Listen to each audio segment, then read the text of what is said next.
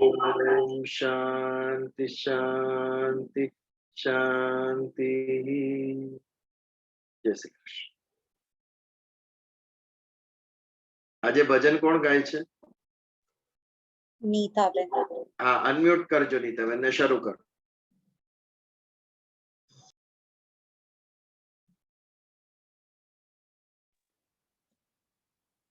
भगवान तुम्हारे चरणों में हम दिल को लगाए बैठे हैं, कहते हैं आते हैं प्रभु जी हम आस लगाए बैठे हैं। जिस दिन से तुमसे प्रेम हुआ हम सारे जग को भूल गए, तुम सार हो मेरे जीवन का विश्वास बनाए बैठे हैं।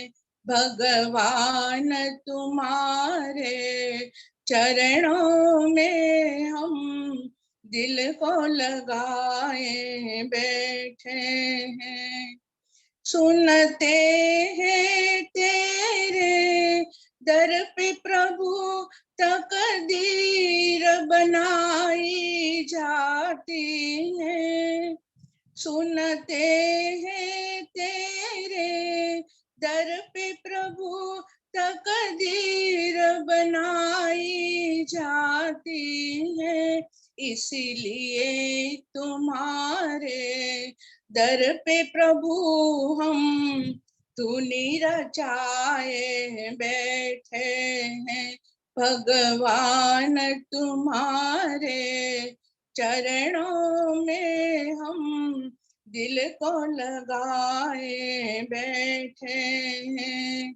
ना चंदन है ना फूल प्रभु मेरे पास तो कुछ भी नहीं, ना चंदन है ना फूल प्रभु मेरे पास तो कुछ भी नहीं, केवल यह जीवन है स्वामी जो तुम पे चढ़ाए बैठे हैं। भगवान तुम्हारे चरणों में हम दिल को लगाए बैठे हैं। तुम लाख छिपोइन नैनन से हम ढूंढ ही लेंगे कहीं न कहीं, तुम लाख छिपोइन नैनन से हम ढूंढ ही लेंगे कहीं न कहीं, एक तार है मन का गिरधारी जो तुम पे मिलाए बैठे हैं, एक तार है मन का गिरधारी जो तुमसे लगाए बैठे हैं। भगवान तुम्हारे चरणों में हम दिल को लगाए बैठे हैं। कृष्ण कन्हैया लाल की जय।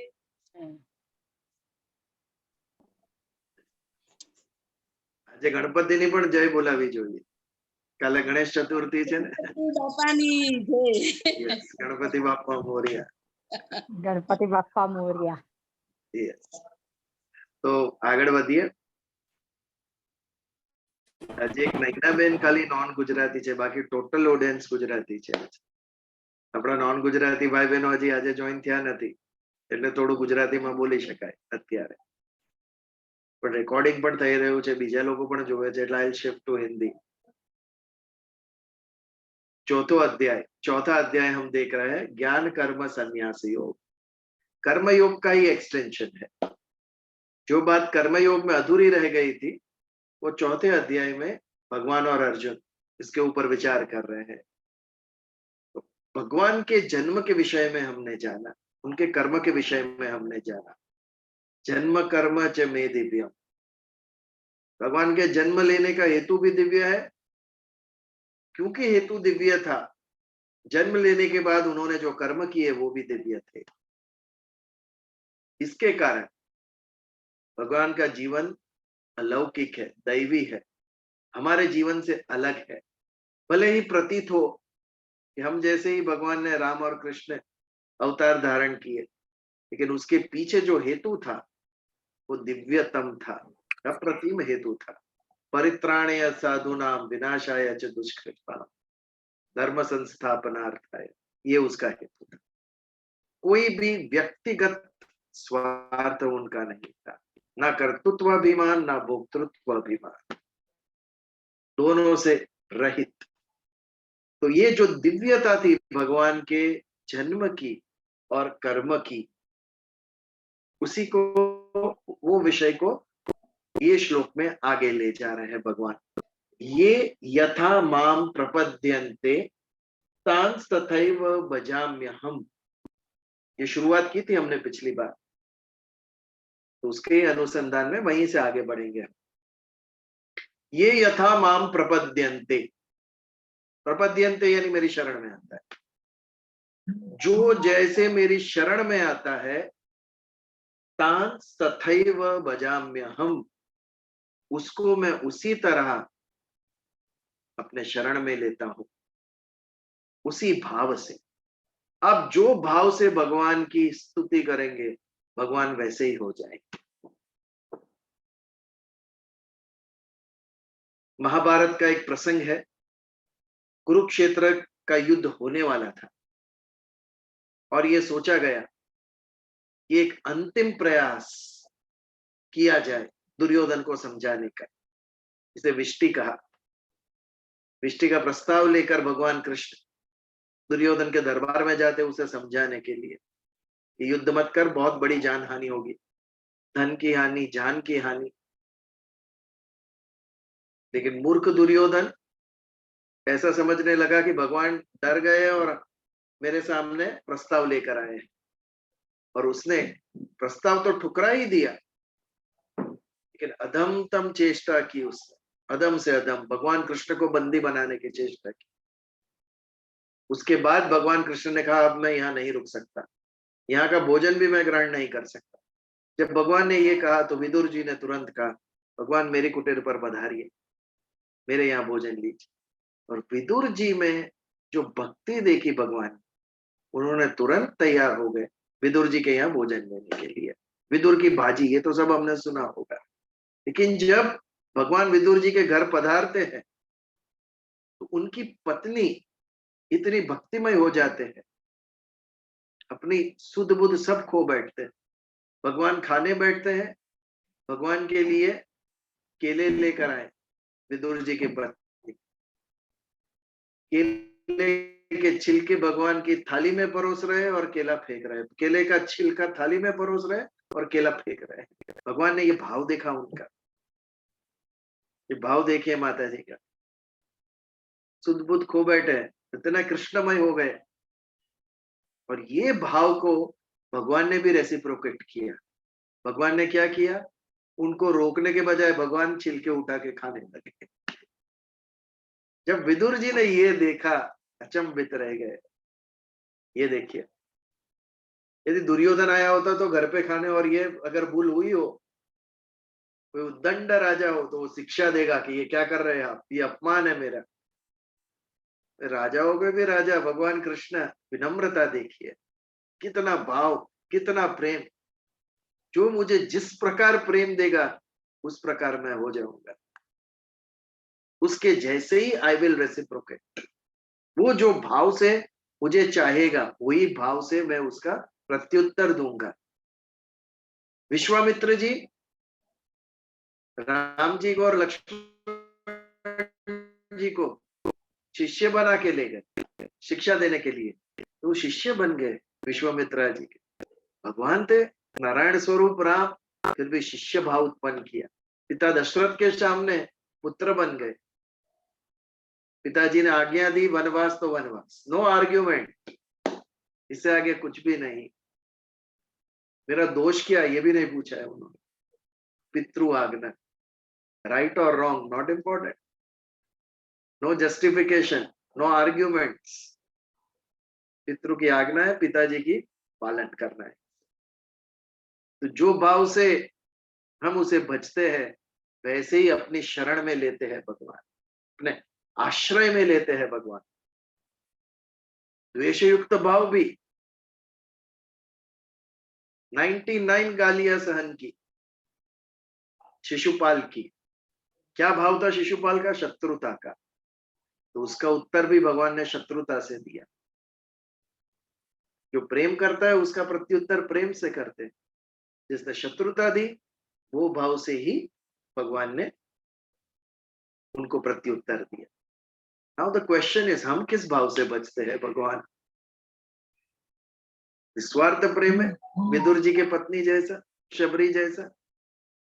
द्वेष तो नहीं है, ना ही इनके जैसा 100% निस्वार्थ भाव है। हम इन बीच में है। हमें कुछ चाहिए भगवान से। हमारी नजर भगवान के वैभव के ऊपर। भगवान को तपस्या उपवास करेंगे, भगवान तथास्तु कहेंगे। मन में क्या इच्छा है? धन संपत्ति, मान सम्मान, बड़ाई, सब सांसारिक चीज चाहिए भगवान से। तो भगवान उतना ही तथास्तु कहता है। फिर ना हम भगवान के बन सके ना भगवान हमारे बने, क्योंकि हम यही मांगते हैं उनसे। जो मांगता है भगवान वो दे देते हैं उसको। तो हमारे अंदर ये विवेक होना चाहिए, भगवान के प्रति हम किस भाव से आगे जाए, कैसे भगवान को भजे, उसके पीछे का हेतु क्या हो। तो ये यथा माम प्रपद्यन्ते स्थान तथैव भजाम्यहम्। भजाम्यहम् यानी मैं आश्रय देता हूं उसे, जैसे जो मेरे पास आता है। मम वर्तमानुवर्तन्ते मनुष्याः पार्थ सर्वशः। वर्तमान यानी मार्ग, मैं जिस मार्ग पर चलता हूं मनुष्य वही मार्ग पर चलेंगे। भगवान जो करते हैं वो कौन समझता है? वो महात्मा ऋषि मुनि समझते।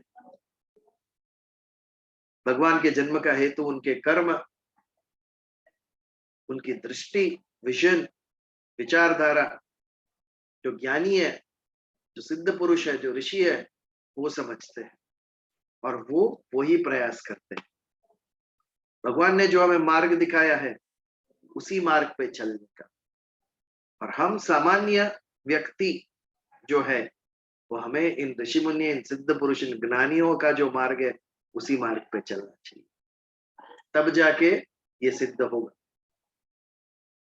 मम वर्तमानुवर्तन्ते, जिस हेतु से, निस्वार्थ भाव से, जिस प्रकार मैंने जन्म लिया और मैंने कर्म किए, हे मनुष्य तेरा भी यही कर्तव्य है, मेरे मार्ग का ही अनुसरण करना है। और इससे श्रेष्ठ मार्ग क्या होगा? भगवान के मार्ग पे चलना। तो मम वर्तमान वर्तन्ते मनुष्याः पार्थ सर्वशः। सभी मनुष्य मैं जो मार्ग पे चलता हूं उसी मार्ग का अनुसरण करें। तो ये था हमारा 11वां श्लोक, जो पिछली बार से हमने अनुसंधान में आज इसके ऊपर विचार किया। इससे आगे बढ़ते हैं 12वें श्लोक पे। कांक्षतम कर्मणा सिद्धिम, आपके सामने भगवत गीता है तो पढ़िए। कांक्षतम कर्मणाम सिद्धिम यजंत इह देवता क्षिप्रम ही मानुषु लोके सिद्धिर्भवति कर्मजा। अभी जो हमने बात की वो यही बात थी। कांक्षतम कर्मणाम सिद्धि यजंत इह देवता। यजंत यानी पूजन करना। त्र्यंबकम यजामहे सुगंधि पुष्टि वर्धनम महामृत्युंजय शो। त्र्यंबकम, आंख को अक्ष भी कहते हैं, संस्कृत में अक्ष कहते हैं, जिसको त्रिअक्ष है, त्रीन है, वो त्र्यंबकम भगवान शिव, उनका यजन करते हैं हम।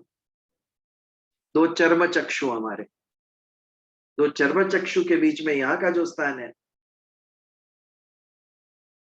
ये दिव्य चक्षु, भगवान शिव के पास दिव्य चक्षु था, जो अपना दिव्य चक्षु खोलते थे। वो इस दिव्यता का पूजन करना वो यजन है, यानी भगवान का पूजन करना। यजंत इह देवता, भगवान का पूजन करना है। क्यों करते हैं भगवान का पूजन? कांक्षतम कर्मणाम सिद्धिम, हमने जो कर्म का आरंभ किया है वो सफल हो, उसमें सिद्धि प्राप्त हो, इसके लिए हम आकांक्षा, कांक्षते यानी आकांक्षा करना, एक्सपेक्ट करना, कर्मों में सिद्धि एक्सपेक्ट करने के लिए हम भगवान की आराधना करते। भगवान का पूजन क्यों करते हैं?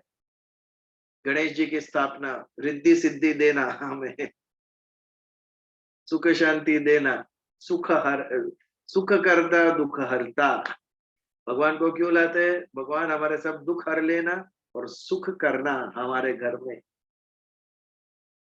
इसके लिए हम भगवान को घर में प्रतिष्ठित करते हैं। एग्जाम होती है तब देखो, बच्चों के तो ठीक, माँ बाप के भी उपवास तपस्या चालू हो जाती है। अगर पास हो गया बेटा फर्स्ट क्लास में, व्हाटएवर, इतने परसेंटेज आए तो चलकर सिद्धि विनायक आएंगे, नहीं आए तो कुछ नहीं। कांक्षतम कर्मणाम सिद्धिम यजंतम इह देवता। भगवान तेरे पे प्रेम है, इसके लिए आज चल के आऊंगा तुझे मिल। ये भाव क्यों नहीं है किसी में? निस्वार्थ प्रेम ईश्वर से, कुछ ना कुछ चाहिए, इसीलिए मानते हैं भगवान को, इसके लिए ही पूजन करते हैं, इसके लिए व्रत उपवास तपस्या, ये सब सबके पीछे कुछ ना कुछ मांगना है। दुर्योधन है हम सब, दुर्योधन को भगवान पे प्रेम था ही नहीं, उसकी नारायणी सेना में उसका लक्ष्य था। भगवान का जो धन वैभव था उसके ऊपर उसकी नजर थी। अर्जुन श्रेष्ठ पर, आपके धन और संपत्ति नहीं चाहिए मुझे, आप चाहिए। बालक भाव, बालक शाम को अगर माँ नहीं आती है, पिताजी नहीं आते हैं तो रोता है। क्यों रोता है? उसे माँ चाहिए, उसे पिताजी चाहिए, कोई वस्तु की अपेक्षा नहीं। स्कूल छूटती है तब मैं देखता हूँ 50-60 छोटे छोटे बच्चे होते हैं, उतनी मदर्स आई होती है लेने के लिए, लेकिन जिसकी नहीं आई होती है वो बच्चा रोता है। ये 40 मदर्स खड़ी है, उसे नहीं चाहिए, उसे अपनी मदर चाहिए। जब उसकी मम्मी आती है तभी वो शांत होता है। ऐसा है निस्वार्थ प्रेम, और कुछ नहीं चाहिए, मुझे मेरी माँ चाहिए बस। ये बालक का भाव, ये भाव जब ईश्वर पे होगा तब हम भक्त, और ऐसे भक्त को मिलने भगवान आएंगे। बाकी बाकी जो करते उसको तथास्तु कहेंगे, सब कुछ दे देंगे। भगवान कहते हैं मेरी जिम्मेदारी है, मैंने ब्रह्मांड की रचना की है, तो आई विल प्रोवाइड। आप मेरे पास नहीं मांगोगे तो किसके पास मांगोगे? लेकिन वो बात कभी नहीं मिलेगी। मद भाव, मेरा प्रेम भाव यदि चाहिए तो बिना कारण के आना पड़ेगा मेरे पास, निस्वार्थता से, कुछ भी आकांक्षा, कुछ भी अपेक्षा किए बिना आना पड़ेगा। ऐसा जो व्यक्ति होगा वो मद भाव प्राप्त करेगा, मेरा प्रेम प्राप्त करेगा, मुझे प्राप्त करेगा। कांक्षतम कर्मणा सिद्धिम यजंत इह देवता। कर्मणा सिद्धिम, क्षिप्रम ही मानुषे लोके सिद्धिर भवति कर्मजा। कर्म और सिद्धि ये दो चीज समझनी। हम कर्म करते हैं, कर्म कैसे करते हैं? कर्म के लिए हमें कुछ साधन भी चाहिए। सबसे बड़ा और मुख्य साधन कर्म का क्या है? हमारा शरीर। बिना शरीर के कर्म संभव ही नहीं। मैं जो बोलने का कर्म कर रहा हूं वो शरीर के द्वारा, आप सुनने का कर्म कर रहे हैं वो भी शरीर के द्वारा। एक शरीर कर्म के लिए आवश्यक है और दूसरा पदार्थ। ये पदार्थ भी हमें प्रकृति से मिले, संसार से मिले, इसके द्वारा कर्म होता है। लेकिन ये शरीर हो या प्राकृतिक पदार्थ हो, ये सभी नाशवान है। अविनाशी केवल आत्मा है। आत्मा के द्वारा कोई भी कर्म नहीं हो रहा है, केवल ये शरीर को शक्ति प्रदान कर रहा है। आत्मा शरीर के वाणी को प्रकाशित कर रहा है, बुद्धि को प्रकाशित कर रहा है। आत्मा कर्म नहीं कर रहा है, वो उसकी सत्ता है, वो उसका पावर है, उसके द्वारा अपने आप होता है। जैसे एक दिया जलाते हैं अंधेरे कमरे में हम, तो अपने आप रोशनी होती है, तो दिए का गुण है। अग्नि का गुण धर्म है कि प्रकाश देना, वो कुछ करती नहीं, लेकिन वो स्वयं ऐसी है कि प्रकाशित होती है। वैसे ही आत्मा का गुण धर्म है कि वो शक्ति, ऊर्जा, चैतन्य वो प्रदान करता है। तो कर्म करने के लिए जो साधन चाहिए वो सांसारिक है, जो विनाशी है। कर्म, इसके लिए कर्म भी विनाशी है। कोई भी कर्म ऐसा है जो हमेशा रहा है, असंभव। कर्म का आरंभ होता है और कर्म का अंत होता है। कर्म विनाशी है। कोई भी कर्म हमेशा नहीं रहता है, उसका आरंभ होता है और उसका अंत होता है। और हमारे मन में जो इच्छाएं होती है उसे पूर्ण करने के लिए, कुछ न कुछ प्राप्त करने के लिए हमें क्या करना पड़ता है? इच्छा करने से, मनन करने से, चिंतन करने से मिल जाता है हमें? कैसे मिलता है? कुछ भी यदि हमें चाहिए तो पुरुषार्थ। पुरुषार्थ करना पड़ता है। पुरुषार्थ यानी कर्म। कल गणेश चतुर्थी है, चूरमा के लड्डू बनाएंगे, सोचने से बन गए? इसके लिए मेहनत भी चाहिए और पदार्थ भी चाहिए आपको, तब जाके लड्डू बनेंगे जो गणेश जी को हम देंगे प्रसाद स्वरूप। तो इच्छा करने से, मनन करने से, चिंतन करने से कुछ नहीं प्राप्त होगा, कर्म करने से प्राप्त होगा। इसके लिए यहाँ कहते हैं कर्मणाम सिद्धिम सिद्धिर्भवति कर्मजा। कर्म करने से हमें सिद्धि प्राप्त होगी। कर्म करने से हमारी जो इच्छाएं हैं वो सब इच्छाएं पूर्ण होगी। कर्म के द्वारा ही होगी, अदरवाइज नहीं होगी, क्योंकि वो सांसारिक इच्छा है। बट कर्म स्वयं विनाशी है, उसका आरंभ और उसका अंत है। तो वैसे ही कर्म के द्वारा जो हमें सिद्धि प्राप्त हुई है, कर्म के द्वारा जो वस्तु, जो फल प्राप्त हुआ है हमें, वो भी नाशवान है।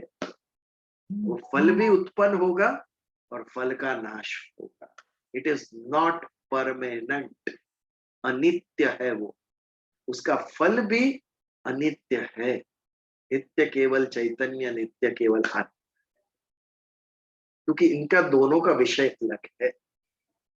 आत्मा अविनाशी है और शरीर और सृष्टि विनाशी है। सृष्टि से यदि कुछ प्राप्त करना हो तो कर्म करना पड़ेगा। केवल मनन या चिंतन से प्राप्त नहीं होगा, क्योंकि वो कर्म का विषय है सृष्टि।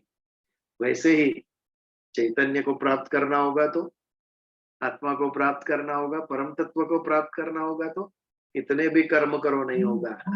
वो केवल आपके चिंतन के द्वारा होगा, आपके मनन के द्वारा होगा, आपकी उत्कट अभिलाषा के द्वारा होगा। नरसिंह मेहता, मीराबाई कैसे प्राप्त किया भगवान को? उत्कट अभिलाषा। इतनी पावरफुल डिजायर्स ईश्वर प्राप्त करना है। हमारे जीवन में भगवान कृष्ण के सिवा कुछ भी नहीं। कोई भी कर्म करने से आप भगवान को प्राप्त नहीं करोगे।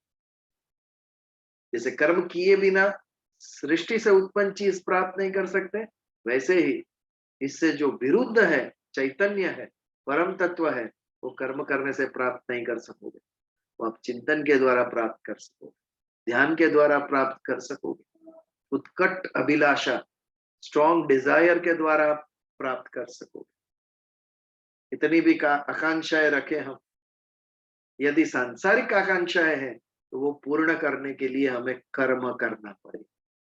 लेकिन वो कर्म स्वयं विनाशी है, उसकी उत्पत्ति और उसका अंत है। तो उसके द्वारा मिलने वाली सिद्धि भी, उसके द्वारा मिलने वाला फल भी विनाशशील है, उत्पन्न होगा और एक समय के बाद वो फल भी नष्ट हो जाएगा। तो कांक्षतम कर्मणाम सिद्धिम यजंत इह देवता, हमारी इच्छाएं पूर्ण करने के लिए, हमने जो कर्मों का आरंभ किया है इच्छाएं पूर्ण करने के लिए, इन इच्छाओं पूर्ण करने का जो कर्म है उसमें हमें सिद्धि प्राप्त हो। व्हाट इज सिद्धि? हमने जो ध्येय निश्चित किया, जब वो ध्येय हम कर्म के द्वारा सिद्ध करते हैं, वो सिद्धि। भगवान राम का जन्म के विषय में हम सोचे, दशरथ राजा ने पुत्र कामेष्टि यज्ञ आरंभ किया। बहुत बड़े पैमाने पे ये यज्ञ होते थे, आज की तरह एक छोटा अग्निकुंड लेके होम हवन किया ऐसा नहीं था। बहुत ही विस्तृत उसका वर्णन है रामायण के अंदर। पुत्र कामेष्टि यज्ञ किया और वो जो कर्म किया उन्होंने, उसके द्वारा उन्हें पुत्र प्राप्त हुए, तो ये सिद्धि हुई। हमने जो आरंभ किया था वो पूर्ण हुआ, विघ्न रहित पूर्ण हुआ। कई कार्य हम आरंभ करते हैं, आधे रास्ते ही छूट जाते हैं, वो अपनी डेस्टिनेशन तक पहुंचते नहीं है, क्योंकि बीच में हमारा निर्धार खत्म हो जाता है, क्योंकि वी आर डिपेंडेंट। આજે કેટલા લોકો સત્સંગમાં, અચ્છા આટલા હતા તો હવે હું આવું છું, અરે કોઈ હોય કે ના હોય આપણે રહેવાનું, આ કેમ ભાવ નથી આપણને? બેનપણી આવે તો જ હું આવું? These are followers. Leaders, they don't see people, they see destination. ये करना है मतलब करना है, this is important, इसके लिए हम कार्यरत। तो ये जो हमने ध्येय आरंभ किया था, वो जब पूर्ण होता है और उसका फल प्राप्त होता है तो उसे सिद्धि कहते हैं। तो कर्म में सिद्धि कब प्राप्त होती है? जब वो पूर्णतः फल देता है, तब वो सिद्ध हुआ कर्म। बट वो नाशवान है, कभी टिकेगा नहीं, उसका भी एक एंड आएगा एक दिन।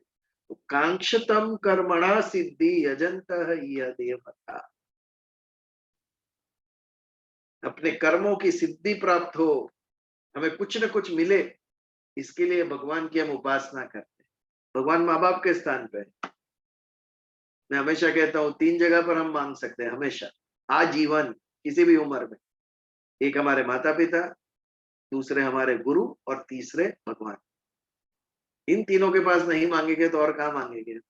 बालक माता पिता से नहीं मांगेगा तो किससे मांगेगा? केवल यदि यही भाव है तो वो गलत। प्रेम होना चाहिए, निस्वार्थ भाव होना चाहिए ईश्वर के ऊपर, गुरु के ऊपर, माता पिता के ऊपर, तब हम सही मायने में हकदार बनते हैं। उनका तो कर्तव्य है ही हमें प्रदान करना, ये उनका कर्तव्य है। ब्रह्मा जी को प्रजापिता कहते हैं। क्यों प्रजापिता? ही टेक्स केयर ऑफ प्रजा, इसके लिए प्रजापिता। Who is husband? One who takes care is husband. सृष्टि का निर्माण किया तो सृष्टि के चलाने के लिए जो चाहिए वो सब भगवान जी ने प्रदान किया है। पृथ्वी में से अन्न दिया है, बादलों में से वर्षा दी, जल दिया और हवा में प्राणवायु ऑक्सीजन दिया। ये 3 चीज आवश्यक है जीने के लिए, वो मनुष्य ने निर्माण नहीं की, भगवान ने, ब्रह्मा जी ने निर्माण किया, इसीलिए उसे प्रजापिता। He takes care. प्रजा यानी केवल मनुष्य नहीं, सारी जीव सृष्टि उसके अंदर आ गई। पशु पक्षी वनस्पति कीड़े मकोड़े सब आ गए। हम समझते हम श्रेष्ठ है, भगवान की दृष्टि में सब समान है। जिस ईश्वर ने मुझे बनाया है उसी ने गाय भैंस को भी बनाया है, उनके लिए सभी जीव समान है। दुष्ट हो या सज्जन, भगवान ने भेद नहीं किया है। वर्षा सभी के लिए होती है, प्राणवायु सभी के लिए हो, ज्ञानी हो या अज्ञानी हो, रिच हो या पुअर हो, सभी के लिए। भगवान इज जस्ट, कोई पक्षपात नहीं। भगवान के राज्य में पक्षपात मनुष्य के दिमाग में, ये ऐसा वो वैसा। किसने राइट दिया मुझे जज करने का? दूसरे को बनाया किसी ने जज, मुझे कुर्सी पे बिठाया है, ये ऐसा है ये वैसा है। प्रेम कर सबको, सभी एक ही भगवान के संतान है। हम असूयाग्रस्त है, आंखों में दोष दृष्टि है हमारी, दूसरों के दोष पहले दिखते हैं हमें। प्रयास करो, दोष से ज्यादा सद्गुण दिखेंगे दूसरे। रामायण और महाभारत ने कितना यथार्थ चित्र रखा। रावण के सद्गुण भी हमारे सामने रखे। महाज्ञानी था, महाभक्त था, शक्तिशाली था, उसके जो गुण थे उसका भी वर्णन है। Concentrate on positive, concentrate on good, हमारे मन में भी पॉजिटिविटी भर जाएगी। जब दूसरों के गुण देखेंगे, हम दोष देखना बंद करें। हम सबके अंदर कुछ ना कुछ गुण भगवान ने दिए। प्रकृति से ही उत्पन्न है सभी कुछ। असूया का त्याग करें, दोष दृष्टि का त्याग करें, सबको निस्वार्थ भाव से प्रेम करें, तभी जाके वसुधैव कुटुंबकम ये भाव सिद्ध होगा विश्व में। सारी वसुधा, सारी पृथ्वी एक कुटुंब है, एक फैमिली। जिस प्रकार फैमिली में प्रेम भाव होता है, वैसे ही सारे विश्व में होना चाहिए। ये हमारे शास्त्रों ने लक्ष्य दिया हमें। कितना सुंदर श्लोक है, सारी पृथ्वी को तू एक परिवार समझ। इससे बड़ी बात क्या हो सकती है। हमें गर्व होना चाहिए कि ऐसे सुंदर विचार भारत भूमि के लोगों के मन में आए।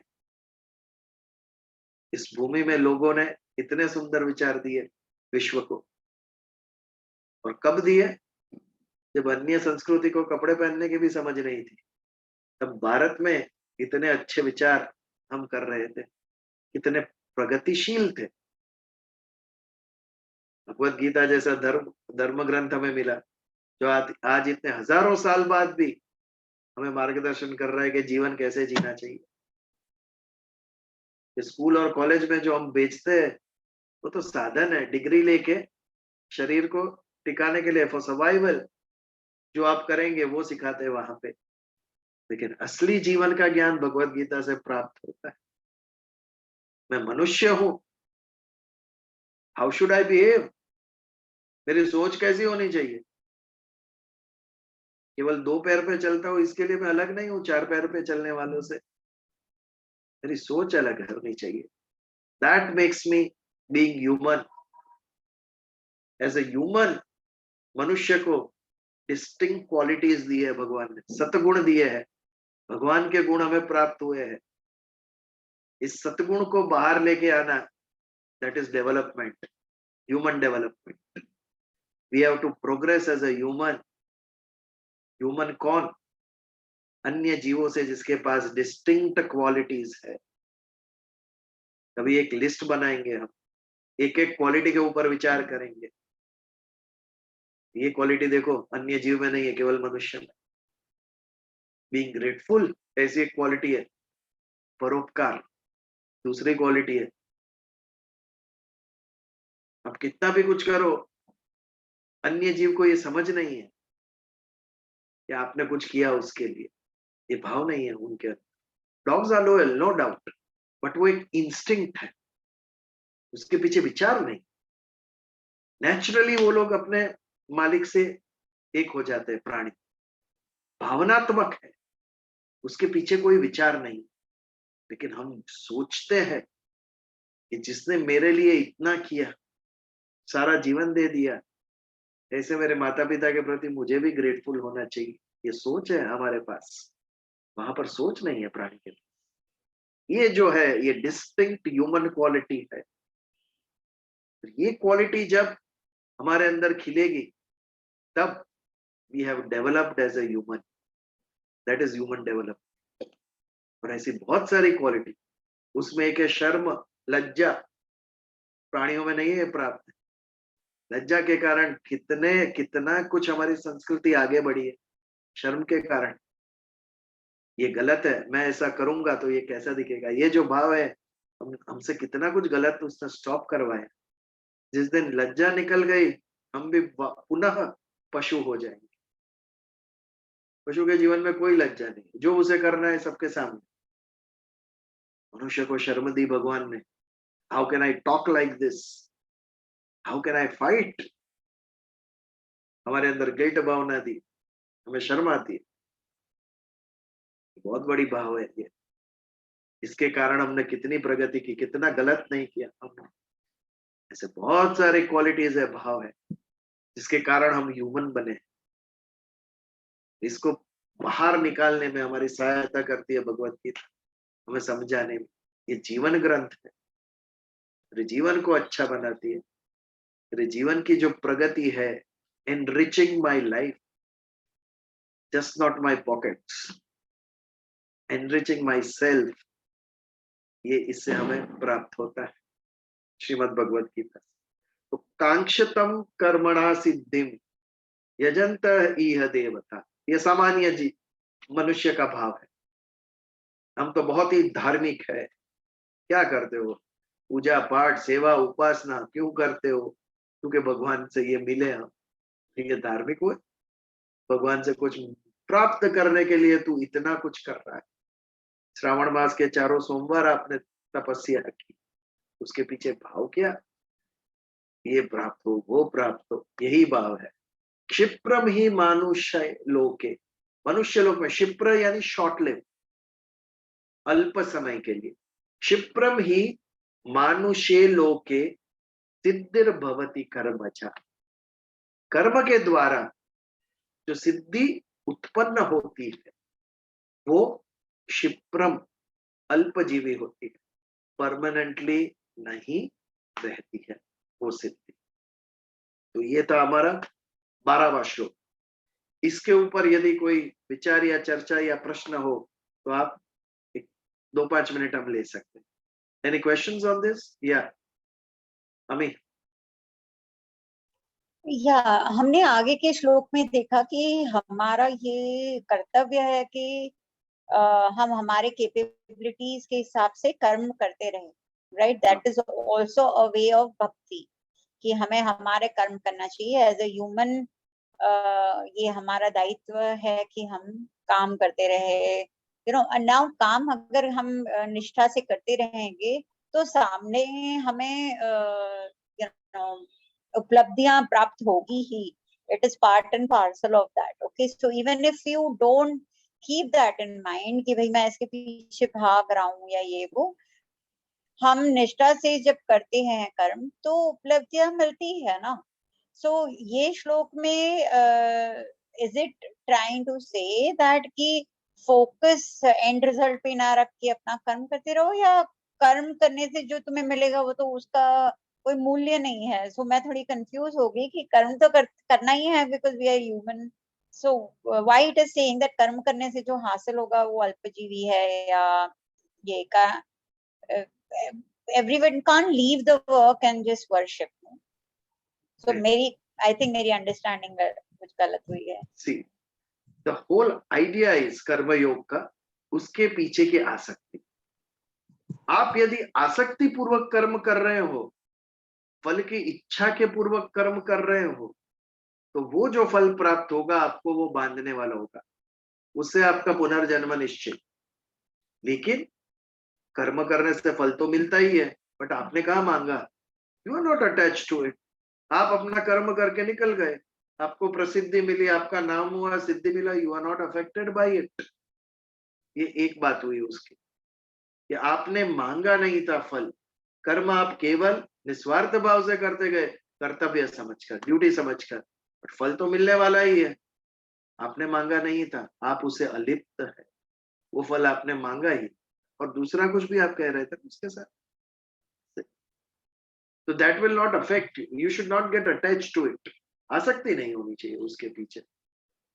मतलब मैं ये बोल रही थी कि आसक्ति के बिना अगर मैं कम कर्म करती जाती हूँ और मुझे सामने सिद्धियां प्राप्त होती है तो उससे खुशी भी होगी साथ में। एंड व्हाट आई अंडरस्टैंड कि हमें उसके साथ साथ ग्रेटिट्यूड होना चाहिए कि हमें फल मिल रहा है, कि what should one feel, because अगर मैं आसक्ति आई वुड से उससे ना हर्ष होना चाहिए ना शोक होना चाहिए, तब आप अलिप्त हैं वो फल से। यदि आपको किसी ने वाहवाह की, आपको फल मिला और आप खुश हो गए, that means you are attached उसके साथ। तो कल को कोई क्रिटिसाइज करेगा तो आप दुखी भी हो जाएंगे। लेकिन जो तटस्थ है वो दोनों भाव से ऊपर है। एक बार मैंने ये कई बार मैंने ये दृष्टांत दिया है कि जो हमारे इंदौर के अहिल्या भाई होलकर थे, तो बहुत ही भक्ति भाव पूर्ण, ऐसे ऐसे ऐसा साम्राज्य और किसी का नहीं था भारत में उस वक्त। ब्रिटिश ने एक जगह पे लिखा था कि ब्रिटिश के बाद सबसे श्रेष्ठ साम्राज्य किसका है? अहिल्याबाई होलकर। इतनी भक्तिपूर्ण महारानी थी वो। एक बार एक पंडित आए उनके दरबार में और बड़ा सा ग्रंथ उसको उनको दिया। उन्होंने पूछा ये ग्रंथ में क्या है, क्या लिखा है आपने, किस विषय के ऊपर है? उन्होंने कहा महारानी आपके ऊपर लिखा है मैंने, आपके जीवन के ऊपर, आपकी जो सिद्धियां है, आपके जो गुण है उसके ऊपर लिखा है। उन्होंने कहा ठीक है। और पंडित को, उन्हें पता था पंडित को दक्षिणा चाहिए थी, इसके लिए ये ग्रंथ लिखा है। उन्होंने दक्षिणा दी और पंडित को रवाना की। जैसे ही पंडित गए, उन्होंने खोला भी नहीं है वो ग्रंथ। मंत्री को बुलाया और कहा इसे नर्मदा में बहा दो, देखना भी नहीं। हमें एक फ्रेंड से कार्ड आता है हैप्पी बर्थडे, वो भी 10 साल हम जमा करके रखते हैं कबाट के अंदर। एंगेजमेंट के बाद कार्ड लिखा होगा 25 साल रखते हैं हम। ये है वो अनासक्त भाव। ऐसे व्यक्ति को आप सिद्धि मिली तो खुश नहीं होगे और असिद्धि मिली तो उनको दुखी नहीं हो। ये दोनों से कुटस्थ, दोनों से ऊपर अलिप्तता है ये बात। तो ये तो नहीं होनी चाहिए। हाँ, so मैं समझी कि भले मैंने ये भाव से नहीं कर्म किया कि भाई मैं लाखों कमाऊंगी, बट अगर मैंने लाखों कमाए है ना, उसके बाद भी मुझे बेसिकली ये रखना है कि ये भाव, ये भगवान ने दिया हुआ है मुझे, and I just need to keep working and help others if that is definitely. that way I am detached to the आज ही एक मैसेज पढ़ा, तो पहले 10 जो धनाढ्य व्यक्ति है विश्व के, उसमें से एक है श्री वॉरेन बफेट। वो कहते हैं 98% उनकी संपत्ति दान में कर देने वाले। तो विश्व के 10 रिचेस्ट मैन में है वो। और 1958 में जो घर लिया था वही घर में आज भी रहते हैं और शायद मोबाइल भी यूज नहीं करते। It's how you take it, it is important. धन संपत्ति प्राप्त हुई उसका महत्व नहीं है, उस धन संपत्ति से आपने किया क्या, उसका विनियोग क्या किया आपने, दैट मेक्स यू ग्रेट। सत्ता प्राप्त हुई, इट्स नॉट ग्रेटनेस, उस सत्ता का उपयोग आपने कैसे किया, that will make you great. ये बात है। तो अलिप्त रहकर, फल से अलिप्त, आपने मांगा नहीं था लेकिन प्राप्त हुआ है, अच्छा हो या बुरा हो, आई एम डिटैच्ड। ये सर इसके अंदर। हाँ जी, प्रीता में। हाँ અલિપ્ત રહેવું તો ઈ કેવી રીતે પોસિબલ થાય? કેમ? તો હું સમજો કે કાઈ પણ કાર્ય કરું છું, એનો જે ભાવ છે એમાં તો હું અટેચ થઈ જ જઈશ હા, કે પણ ઈ સક્સેસ થયું કે ન બી થયું, ન થયું તો હું દુખી થયું તો હું સુખી થઈશ, કરેક્ટ। પણ ઈ તો અટેચમેન્ટ આવી જ જાય। કોઈ બી વસ્તુ, નાનામાં નાની વસ્તુમાં બી અટેચમેન્ટ તો આવી જ જાય સરળતાથી। ડેફિનેટલી। એટલે આ છે ને બહુ ઉચ્ચ કક્ષાની વાત છે। બાકી રોજે રોજના આપણું જીવન છે, આપણે જન્મ લીધો છે, 70, 80, 90 વર્ષ જે આપણું આયુષ્ય હશે, તો શરીરને ટકાવવા માટે કર્મ તો કરવાનું જ છે આપણે। હા, પણ એની અંદર હું અલિપ્ત નહીં કેવી રીતે રહું, એમ અલિપ્ત કેવી રીતે રહું? એ કર્તવ્ય ભાવથી કરો। રોજ સવારે ઉઠીને રસોડામાં જવાનું જ છે, આ કર્તવ્ય ભાવથી જાઓ।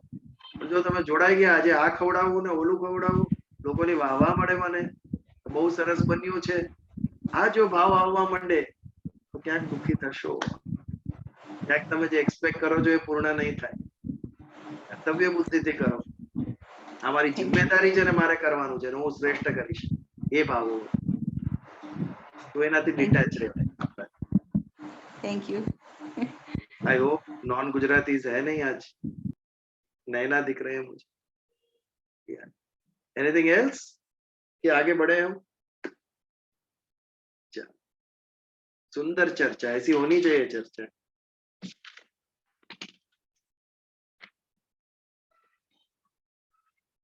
13वां और 14वां श्लोक बहुत ही सुंदर श्लोक है, दोनों साथ में लेना चाहिए, बोथ आर रिलेटेड। चातुर्वर्ण्य मया सृष्टम गुण कर्म विभागश तस्य कर्तारमपि माम विद्य कर्तारम अव्ययम। बहुत ही सुंदर श्लोक है ये। चातुर्वर्ण्य मया सृष्टम, ये जो सृष्टि है, 3 या 4 मिनट ही बचे, ये जो सृष्टि है उसमें चातुर्वर्ण्य मैंने निर्माण किया है, भगवान के चातुर्वर्ण्य मया सृष्टम, डिविजन ऑफ लेबर। आज कोई भी बड़ा ऑर्गेनाइजेशन देखिए आप, कॉर्पोरेट ऑफिस देखिए, कुछ भी देखिए, पॉलिटिकल पार्टी देखिए, सब में काम विभाजित है।